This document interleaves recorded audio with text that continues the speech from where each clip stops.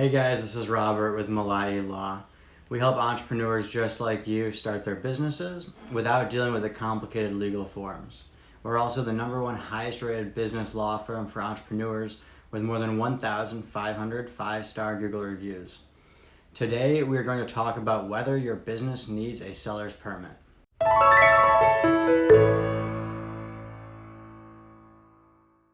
I'm sure many of you guys have wondered if you have the proper licensing for your business and would like to determine whether you need a business license or a seller's permit. Let me first start out by letting you know that business licenses are not the same as seller's permits.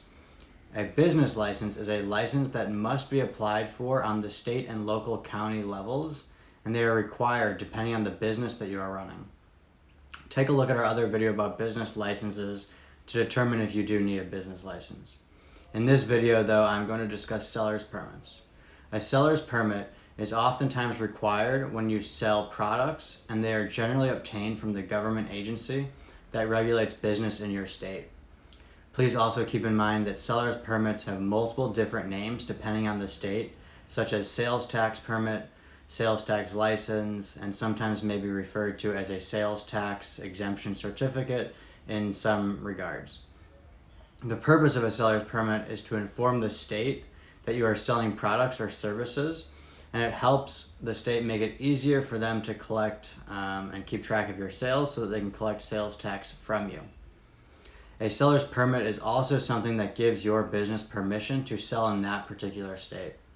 So many of our clients wonder if they are needed when they sell goods online, and the answer is likely yes, if you have an economic nexus in that particular state.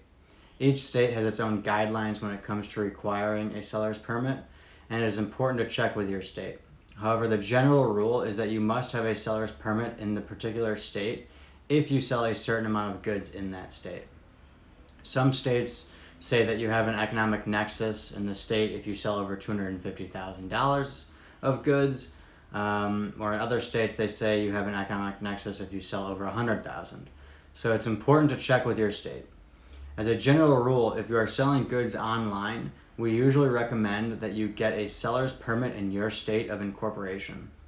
If your business is relatively large, then you should definitely speak to an accountant to determine what other states you have an economic nexus in, because in those states, you will need a seller's permit as well. Another very important reason that you should consider obtaining a reseller's permit in your state of incorporation, regardless of the size of your business, is because it will allow you to purchase goods from a supplier without having to pay sales tax on those goods that you plan to resell online. Many e-commerce entrepreneurs are in the business of buying goods from suppliers and selling them online for a profit. If this is you, then it is very important to obtain a reseller's permit before you begin business, because it is very likely that your supplier will ask to see your reseller's permit and sales tax exemption certificate.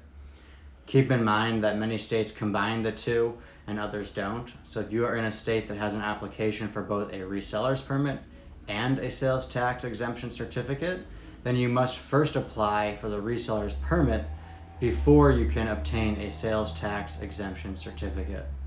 So overall, as a very general guideline, if you are in the business of selling products, then we recommend that you obtain a reseller's permit and sales tax exemption certificate in your state of incorporation, so that you can avoid having to pay tax on the goods that you plan to resell.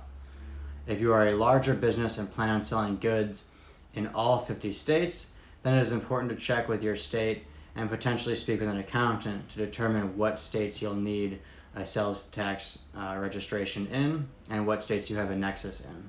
Generally, an economic nexus is created when you sell a large amount of products in a particular state, as I mentioned earlier. And also you should keep in mind that you will need to have a seller's permit before you can get a sales tax exemption certificate. This is a relatively complicated topic, and I just wanted to give you guys a brief explanation of seller's permits to help you decide if you need one for your business or not. And generally the answer is that you should at least have one in your state of incorporation.